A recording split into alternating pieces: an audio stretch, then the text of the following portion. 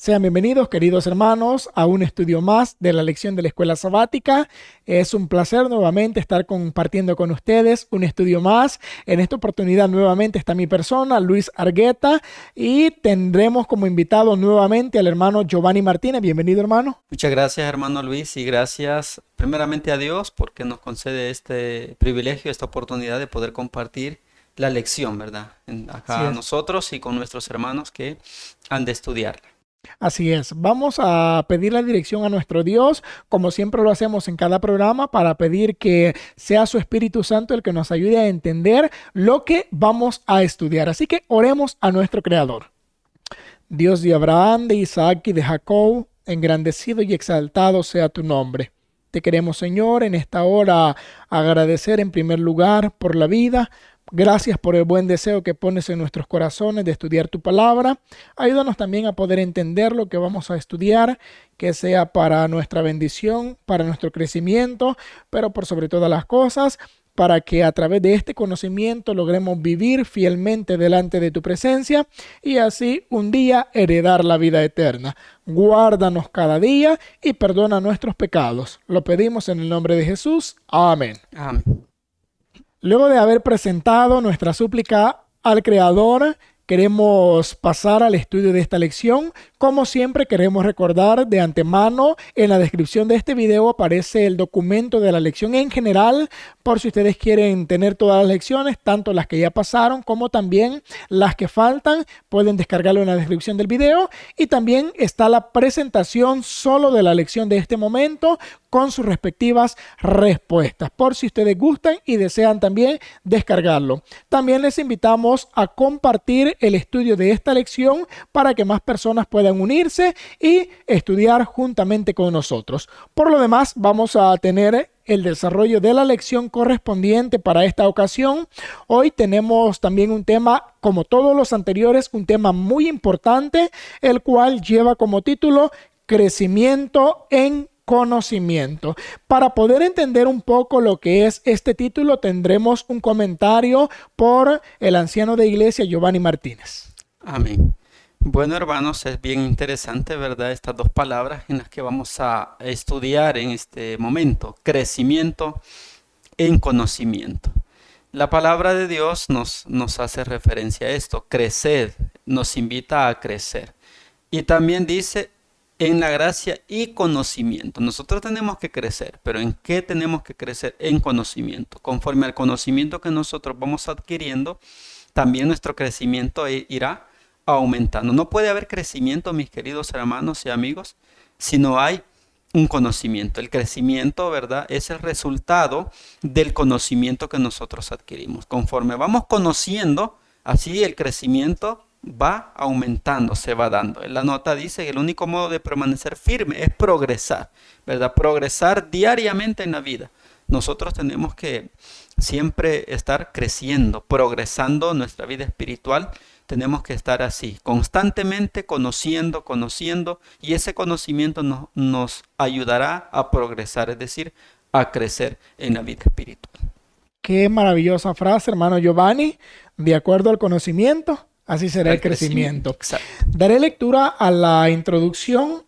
Aparece la base de un verso. Segunda de Pedro, capítulo 3, verso número 18, el cual dice: Más crecer en la gracia y conocimiento de nuestro Señor y Salvador Jesucristo. A Él sea gloria ahora y hasta el día de la eternidad. El único modo de permanecer firme es progresar diariamente en la vida divina. La fe aumentará, sí, cuando se halla en conflicto con dudas y obstáculos, los vence. La verdadera santificación es progresiva. Si crecen en la gracia y el conocimiento de Jesucristo, aprovecharán todo privilegio y oportunidad de obtener más conocimiento de la vida y el carácter de Cristo. O sea, hermano, de acuerdo a este párrafo, nosotros no debemos conformarnos con el conocimiento que ya adquirimos. O sea, conocemos algo, hay que ir estudiando y estudiando para poder crecer en conocimiento, y eso me llevará también a crecer en mi vida práctica. Tendremos el desarrollo de las preguntas. Tenemos la pregunta número 1. Nos colaborará el hermano Giovanni. ¿Qué triple conexión de amor divino presentó Jesús a sus discípulos? Amén. A mí me llamaba mucho la atención cuando estudiaba esta pregunta, cuando analizaba esta pregunta, porque habla de una triple conexión. Y analizando el texto, nosotros podemos encontrar ahí una referencia y la respuesta. San Juan 17:26 dice, y yo, ahí primero está uno, les he manifestado tu nombre. Aquí tenemos ya dos. Y manifestarélo aún para que el amor con que me has amado esté en ellos. Aquí están ya los tres. Esa triple conexión que debe de existir, que debe de surgir de amor divino. Primero está nuestro Dios, el amor del Padre. Por eso Él decía, con el que me has amado, con el que amó a Jesús, a su Hijo. Dios, Jesús y nosotros. Ese mismo amor del Padre reflejado en Jesús también debe de reflejarse en nosotros. Por eso dice Él, para que el amor con que me has amado esté en ellos. Ese mismo amor que nuestro Padre le dio a Jesús. ¿Cuál es el deseo de Jesús? Que ese amor esté también en nosotros. Esa triple conexión, el Padre, Jesús y nosotros. Todo debe de unirnos un mismo amor. Así como el amor del Padre estaba en Jesús, ese amor de Jesús debe de estar en nosotros, porque al final es un mismo amor. Amor de Dios a Jesús y amor de Jesús hacia nosotros. Y ese mismo amor tenemos que manifestarlo nosotros a nuestros semejantes, a nuestros prójimos. Ahora bien, la nota también resalta algo muy interesante y nos habla ya de nosotros. Como personas también tenemos que estar en una conexión. Todo nuestro ser tiene que estar conectado. La nota nada más resalta la comunión de la mente. Nuestra mente tiene que estar en comunión. La comunión de la mente con la mente, el corazón con el corazón. Y vean lo interesante. Lo humano ya no tiene que estar conectado con lo humano, sino que lo humano tiene que estar conectado con lo divino. Esa conexión también debe de existir en nosotros. Nuestra mente, nuestro corazón y nuestro ser tiene que estar unido con lo divino. Así que, queridos hermanos, tiene que haber una triple conexión de amor. Así como el Padre, Jesús y nosotros, también nuestro ser, mente, corazón y cuerpo, lo humano, tiene que estar unido con el amor divino. Amén. Amén. Para llegar, hermano Giovanni, a esta conexión, hay que poner entonces de nuestra parte, porque de acuerdo al párrafo que leyó, la mente, el corazón, debe llevarnos a estar en tal grado de comunión que podamos entablar una conexión de lo humano con lo divino. Por eso el versículo que mencionaba el hermano ya mencionaba los tres personajes, tanto el amor del Padre como el amor del Hijo, reflejado también en el amor que nosotros vamos a desarrollar. Amén. Concluimos con la respuesta de esta pregunta. ¿Qué triple conexión de amor divino presentó Jesús a sus discípulos? La conexión del amor del Padre, amor del Hijo y también de nuestro amor. Amén. La pregunta número 2. Pasaremos a darle una respuesta. ¿A quién presentan los seguidores de Cristo al mundo? Esta pregunta es interesante porque es lo que nosotros como seguidores de Cristo debemos presentar al mundo. Debemos presentar a las personas en todos los ramos o ámbitos que nos desarrollemos. Cuando leemos la narración de Hechos, es una experiencia que vivió el apóstol Pablo de manera peculiar en una de sus visitas o giras misioneras. Hechos 17:23 dice: porque pasando y mirando vuestros santuarios, hallé también un altar en el cual estaba esta inscripción: al Dios no conocido. Aquel pues que vosotros honráis sin conocerle, a este os anuncio yo. En la pregunta se nos especifica a quién. No se nos pregunta qué debemos presentar, sino a quién, hablando de un ser, hablando de una persona, a quién representa o presentan los seguidores de Cristo al mundo. Al Dios no conocido. ¿No conocido para quién? No conocido para el mundo al que se le va a presentar. Porque en este caso Pablo decía: a este les presento yo. Quiere decir que él sí le conocía. Hay un famoso adagio, refrán, que dice: No podemos enseñar algo que nosotros no conocemos. ¿Qué indica eso? Yo primero debo conocer antes de enseñarle a otra persona, antes de enseñarle a alguien más de Dios, yo debo conocer a ese Dios. Para este momento, el apóstol Pablo observó que habían personas que sí tenían a la adoración a un ser específico, adoraban de una manera especial, pero para ellos era un ser desconocido, al Dios no conocido adoraban. Pablo dice, yo a él lo conozco, y se los presentó tal como él es. La nota nos dice una partecita. Cristo contemplará entonces su recompensa en los resultados de su trabajo. En aquella gran multitud que nadie podrá contar, presenta sin mancha delante de su gloria con gran alegría. Aquel cuya sangre nos ha redimido y cuya vida ha sido para nosotros una enseñanza, verá el fruto de la aflicción de su alma y quedará satisfecho. Vean esto, hay un logro. Hay un objetivo que se persigue al presentar a Jesús. El objetivo es la redención de las personas. Aquí habla de un grupo de redimidos, de un grupo de salvos que dará satisfacción tanto a Cristo, pero no solo a Él, también a todos aquellos que hayan trabajado para lograr darles a conocer a estas personas a Cristo. Imaginémonos qué especial será, hermanos, que nosotros seamos el instrumento para presentar a las personas al Dios que no conoce, se los presentemos, que en la vida de ellos se vuelva un Dios conocido, logren la salvación. Cristo quedará satisfecho tanto por la salvación de esa persona como también por el trabajo que nosotros desempeñamos.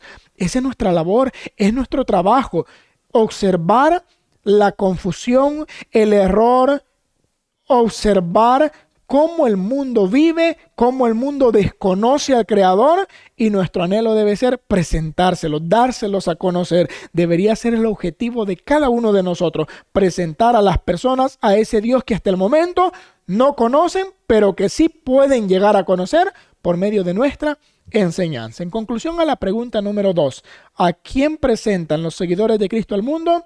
Al Dios no conocido para ellos, pero sí conocido por el seguidor de Cristo. Pregunta número 3. Vamos a pedir al hermano Giovanni que nos colabore con esta respuesta. Dice la pregunta, ¿qué sucede cuando no se valora el conocimiento recibido de Dios? Amén. Estaba recordando una de las lecciones anteriores, ya lecciones pasadas. ¿Qué es lo que hace Dios? Nosotros estudiábamos en una de las lecciones sobre la lección que estaba titulada Conocimiento Salvador, y nos hacía una pregunta en esa lección: ¿qué hace el conocimiento de Dios por aquellos que no lo aceptan? Cuando no se valora el conocimiento que se recibe de Dios, cuando ese conocimiento no se valora, no se aprecia, ¿qué sucede? El libro de Romanos, capítulo 1, versículo 21 y 25 dice: porque habiendo conocido a Dios, no le glorificaron como a Dios, ni dieron gracias. Antes, miren lo que sucede: se desvanecieron. Cuando se tiene un conocimiento de Dios, pero ese conocimiento no se valora, ¿qué sucede? Se desvanecen en sus discursos, y el necio corazón de ellos fue entenebrecido. Buscando un poco más de información sobre estas tres cosas que se mencionan, se desvanecieron. ¿Qué quiere decir esa palabra? Se desvanecieron. Es decir, ellos deshicieron. Es cuando alguien viene y deshace lo que recibió, es decir, desprecia lo que recibió. ¿Por qué? Porque él quiere presentar otra cosa. Por eso dice, desvanecieron en sus discursos. En los discursos que se presentan, ya no se presentan lo que se conoció, sino que se presentan cosas que ya no vienen de acuerdo a la voluntad de Dios. Por eso dice, se desvanecieron en sus discursos. Empezaron a presentar cosas que Dios ya no aprobaba. ¿Y qué pasa con eso? El necio corazón de ellos fue entenebrecido. ¿Qué significa también la palabra entenebrecer? Oscurecer, llenar de tinieblas. Empiezan ellos a desviarse de lo verdadero, de lo correcto, de la luz, y empiezan a morar en tinieblas. ¿Por qué?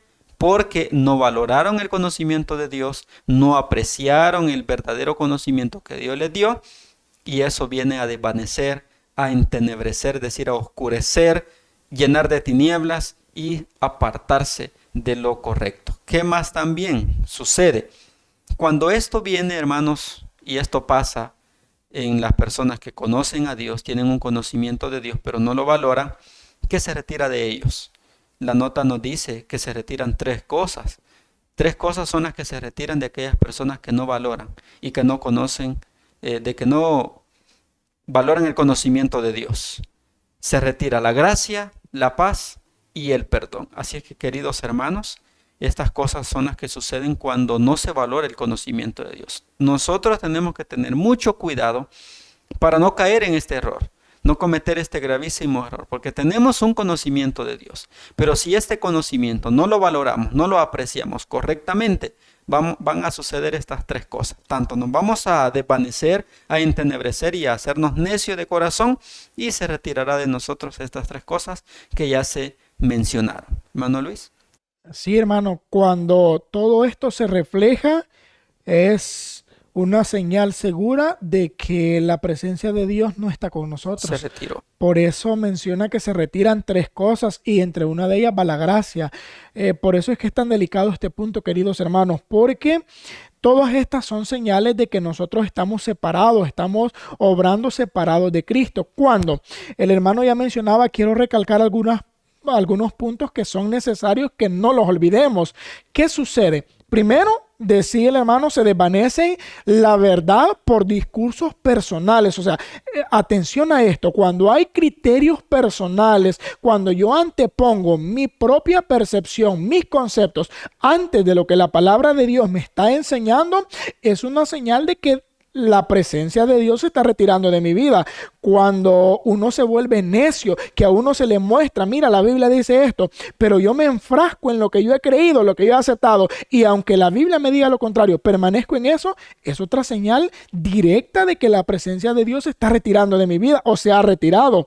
Cuando se cambia la verdad por la mentira, o sea, hermanos, el alejarse de Dios indiscutiblemente me llevará a cambiar la verdad por el error. ¿Qué pasó con Satanás cuando se alejó de los requerimientos de Dios? Lo llevó a presentar un error, una mentira. ¿Cuál era la mentira? Iba en base a un principio divino que ya vamos a ver en la siguiente pregunta. Así que, hermanos, tengamos mucho cuidado. Son señales que nos pueden anunciar si mi vida está cerca o lejos de Dios. Concluimos con la respuesta a la pregunta número 3. ¿Qué sucede cuando no se valora el conocimiento recibido de Dios? Número 1, se retira la gracia, la paz y el perdón. Número 2, se desvanece la verdad y se anteponen discursos personales. Número 3, se vuelve necio el corazón. Número 4, se muda la verdad por la mentira. Número 5, no se sirve a Dios. Número 6, no se glorifica a Dios. Y número 7, delante de Dios la persona es hallada falta. Vamos a pasar ahora a la pregunta número 4. La pregunta número 4 dice, ¿cuál es la base del conocimiento genuino? Del conocimiento verdadero. A través de todas estas lecciones hemos estudiado en las lecciones anteriores que conocimiento hay en vastedad. Hay multitud, hay una gran cantidad de conocimiento, hay ciencias, hay métodos para aprender, hay métodos para conocer mejor una cosa. En conocimiento hay amplio conocimiento, pero aquí nos habla de un conocimiento genuino, un conocimiento verdadero. ¿Cuál es la base de ese verdadero conocimiento? Romanos capítulo 7, versículo 7 nos lo menciona. Pregunta, ¿qué pues diremos? ¿La ley es pecado? En ninguna manera. Empero, yo no conocí el pecado sino por la ley, porque tampoco conociera la concupiscencia si la ley no dijera, no codiciarás. Dice el verso número 7. Entonces, hermano, la base, lo principal, el fundamento del conocimiento verdadero es la ley de Dios. La ley es un conocimiento de lo que es bueno y lo que es malo. Cuando se presenta la ley, en comparaciones, Santiago lo presenta como un espejo que nos muestra, nos da a conocer los defectos, los errores de nuestra vida y también nos da a conocer qué es lo bueno, qué es lo que yo debo hacer, cómo voy a estar bien. Ojo con esto. La ley no me lo cambia. La ley solo me hace conocer. Por eso la pregunta dice, ¿cuál es la base del conocimiento? La ley me muestra lo que es malo, me da a conocer lo que es malo y es ahí donde cada persona toma la decisión. Ahora, ¿qué cosas me muestra la ley?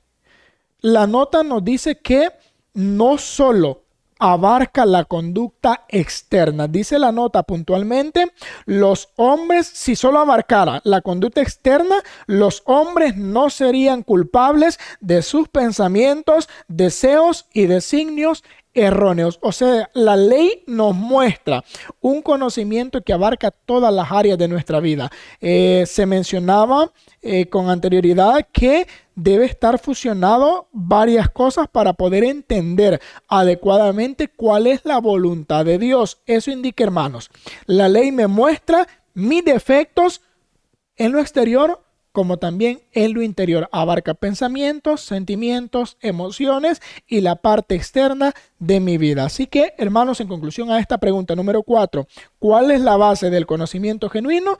La base es la ley de Dios. Pregunta número 5. ¿Qué debería avergonzar? Hermano Giovanni. Muy bien. Esta pregunta, hermanos, está muy enfocada al pueblo de Dios, al que tiene un conocimiento de Dios, porque el texto dice, 1 Corintios 15:34, velad debidamente y no pequéis, porque algunos, dice, no conocen a Dios, para vergüenza vuestra hablo. ¿A quién se le estaban diciendo estas palabras? Al que profesaba conocer a Dios, al que tenía un conocimiento del verdadero Dios. Por eso dice, para vergüenza vuestra hablo. ¿Qué debería avergonzar? El que nosotros, teniendo tantas oportunidades, tantos privilegios y tantos beneficios del conocimiento de Dios, de la luz del Evangelio, vengamos a desconocer, teniendo posibilidades, oportunidades de conocer, de aprender, de saber más de Dios, pero no lo hacemos. ¿Por qué?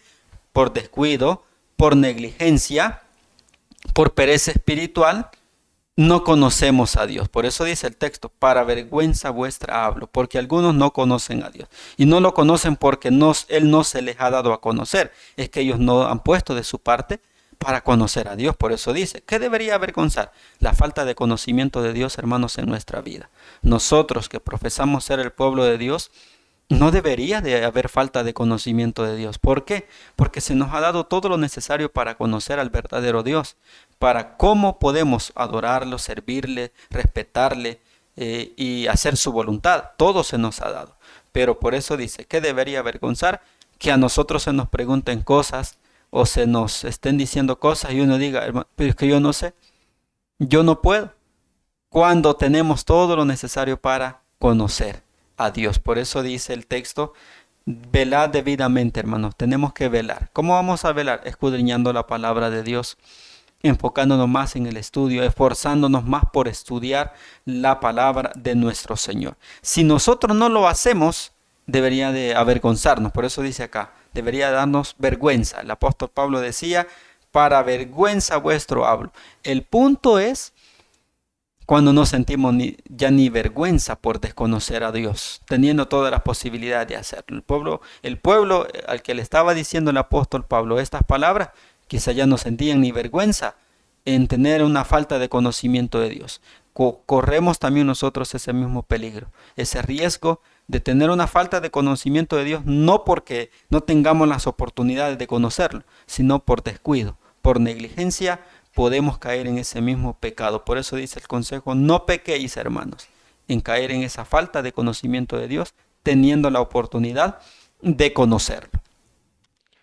Así Amén. es. Y qué vergüenza, hermano Giovanni, es cuando tiene que venir otra persona a hacernos ver nuestros errores. En este caso, Pablo les estaba diciendo a ellos, para vergüenza vuestra, lo digo, les estaba haciendo ver que no estaban viviendo adecuadamente. Y qué curioso porque comentaba un detalle, hermano, eran personas conocedoras, eran a personas aparentemente con el conocimiento. La verdad, era una iglesia, la iglesia en Corinto.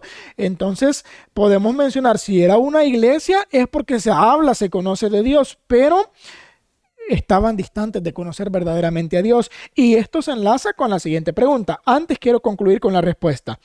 ¿Qué debería avergonzar? Lo que debería avergonzar es el no conocer a Dios. Amén. Vamos a la pregunta número 6, que les dije que va enlazada con esta. La pregunta 6 dice, ¿qué no se debe hacer nunca? Atención a esa frase, ¿qué no se debe hacer nunca? Esa última palabrita, nunca, involucra, hermanos, no debería ni siquiera cruzar por nuestra mente. El verso nos narra dos etapas de la vida de una persona. Dos etapas de aquella persona que ha conocido la verdad. La primera etapa es cuando no se conocía. Dice Gálatas capítulo 4, versículo número 8 específicamente, nos habla de la primera etapa. Y el versículo 9 nos habla de la segunda etapa. Dice el verso 8. Antes, en otro tiempo, no conociendo a Dios, servías a los que por naturaleza no son dioses. Hablaba el apóstol Pablo en otros tiempos. ¿Qué indica esto? La primera etapa de una persona antes de conocer a Dios es una etapa que el apóstol Pablo llamaba en otro tiempo, no conociendo a Dios. Cuando una persona no conoce a Dios, hermanos, uno hace lo correcto de acuerdo a lo que uno ha logrado entender. Cuando no hay un conocimiento pleno de lo que es la verdad, el verdadero camino, las verdaderas enseñanzas, la verdadera doctrina, como estudiábamos la semana pasada en la lección que fue anterior, que hay una verdadera doctrina. Cuando uno no la conoce, uno no tiene una base fundamental de los principios. ¿Eso qué indica? Hay un desconocimiento de la verdad plena. En ese momento uno sirve, uno actúa, uno se desarrolla de acuerdo a lo poco que ha logrado entender en la vida. Por eso Pablo decía, cuando ustedes no conocían a Dios, servían a lo que por naturaleza no son Dios. O sea, no había una adoración verdadera, pero era por falta de un conocimiento. Esa es una primera etapa. En esa etapa, hermanos, se puede mejorar. Se puede llegar a conocer, se puede llegar a crecer, pero viene la segunda etapa. Dice el versículo 9, más ahora, mencionaba el apóstol Pablo, siempre Gálatas capítulo 4, más ahora, habiendo conocido a Dios. En la primera etapa no se conocía y se hacía lo que se podía, lo que se tenía en conciencia, pero más ahora dice, habiendo conocido a Dios, o más bien, siendo conocidos de Dios, pregunta, ¿cómo volvéis de nuevo a los flacos y pobres rudimentos en los cuales queréis volver a servir? Vean la pregunta del apóstol. Era una pregunta bastante amplia para poder analizarla. ¿Cómo os volvéis de nuevo? O sea, donde estaban al inicio, ellos habían avanzado, habían crecido, pero ¿qué querían hacer? Lamentablemente querían retroceder, querían volver de nuevo, querían ir a lo que habían entendido como base. Y esto, hermanos, lo podemos entender fácilmente. Cuando uno empieza a conocer, los principios van aumentando. No conocemos todo de una sola vez. En una primera etapa uno comprende que debemos cambiar de manera de hablar. En la otra etapa, cambiar en la manera de vestir. En otra etapa, cambiar en la manera de alimentarnos. Y así se va formando una base de hábitos en nuestra vida. Cuando uno ha avanzado en el camino cristiano, uno ha formado hábitos que al inicio uno no los comprendía, no los tenía, por lógica no los estaba practicando.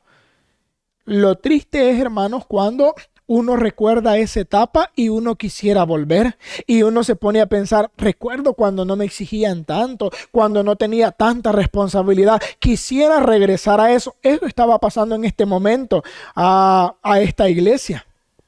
Y Pablo dice, y lo mencionaba en la pregunta anterior, que es para vergüenza cuando uno ha comprendido, ha practicado y quiere regresar a lo pasado, quiere volver a la base. Menciona aquí los rudimentos, es una base de la doctrina. Lo primero, los primeros pasos en la doctrina verdadera. A eso querían regresar, hermanos. Eso no debe pasar nunca en la vida de una persona que ha conocido y ha comprendido la verdad. Y peor aún, querer vivir ahí. Por eso terminaba diciendo el versículo, queréis volver a servir de esa manera, con los rudimentos flacos, mencionaba el apóstol Pablo. Hay un versículo que no aparece acá, pero que explica muy bien este paso. Hebreos 10:39, el apóstol mismo decía, mas nosotros no somos de los que retrocedemos para perdición, sino de los que tenemos fe para preservación de la vida.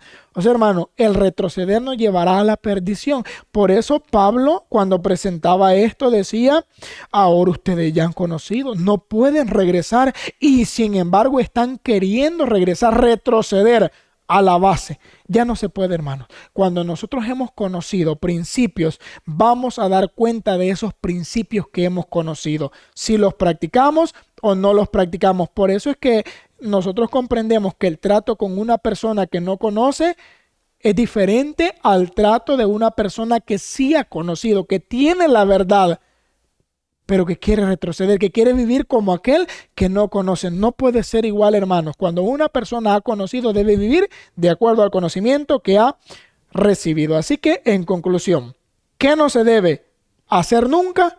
Retroceder. Nunca lo debemos hacer. Decían los hermanos Giovanni, los hermanos más antiguos, recuerdo a todos los ancianitos en el país que decían, no hay que retroceder ni para tomar impulso. Ni siquiera para eso debemos retroceder. Así que, hermanos, eso es lo que nunca debemos hacer. Pregunta 7 y conclusión de esta lección.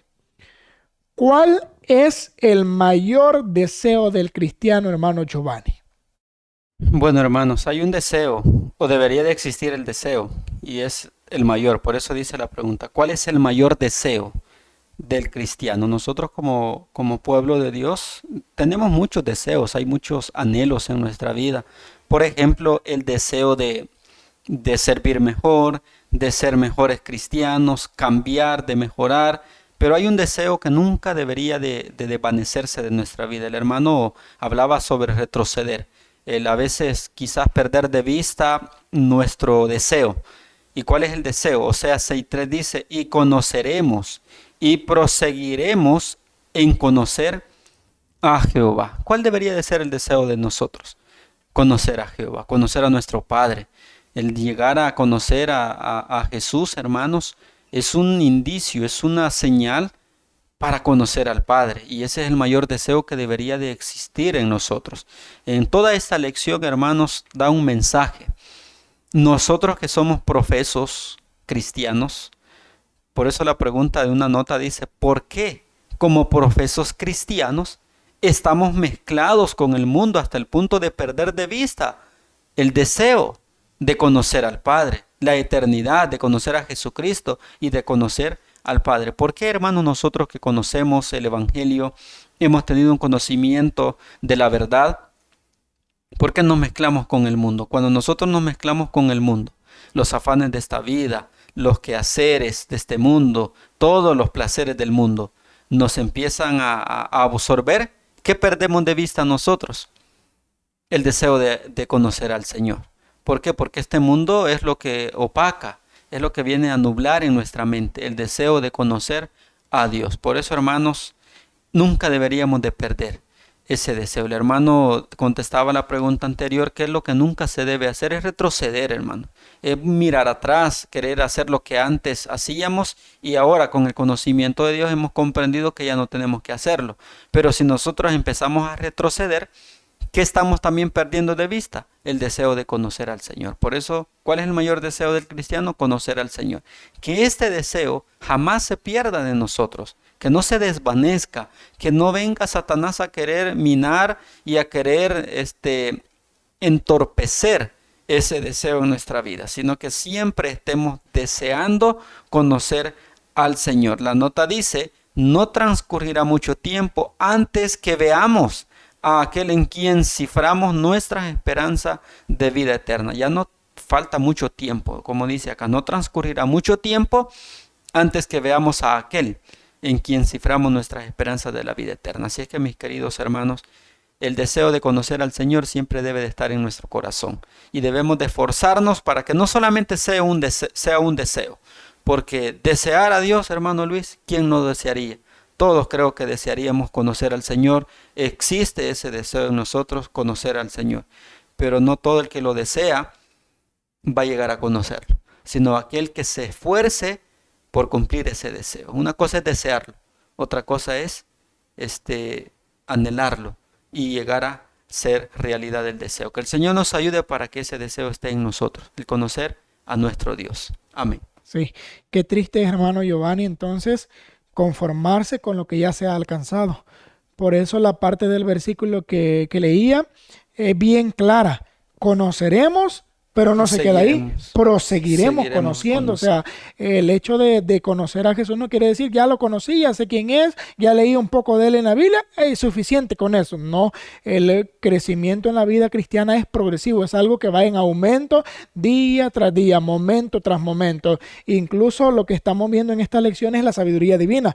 Una sabiduría que nunca se va a No terminar, se estanca. no se estanca, exacto, va a seguir y proseguir una sabiduría eterna.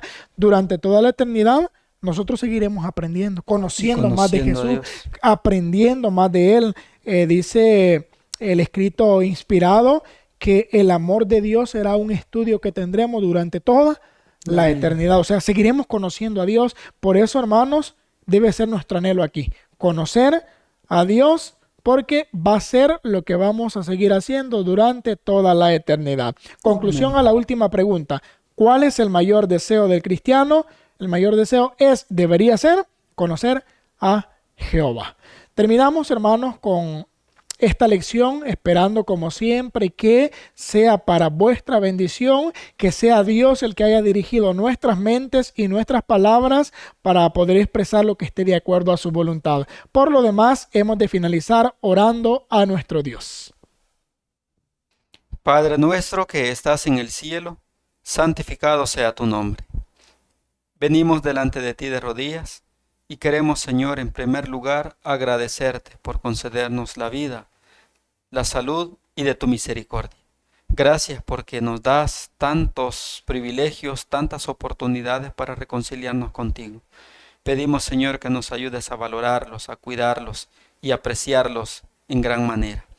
Este estudio que hemos recibido en esta hora permite, Señor, que nos ayude a conocerte más y podamos a crecer también en tu conocimiento, en tu verdad, y que podamos reflejarlo en cada una de nuestras prácticas, pensamientos y acciones. Bendice a tu pueblo, bendice a tu iglesia y a todos, Señor, ayúdanos a reflejarte a ti y que un día podamos conocerte. Ese es el deseo que hay en nosotros. Ayúdanos para que podamos un día verlo una realidad.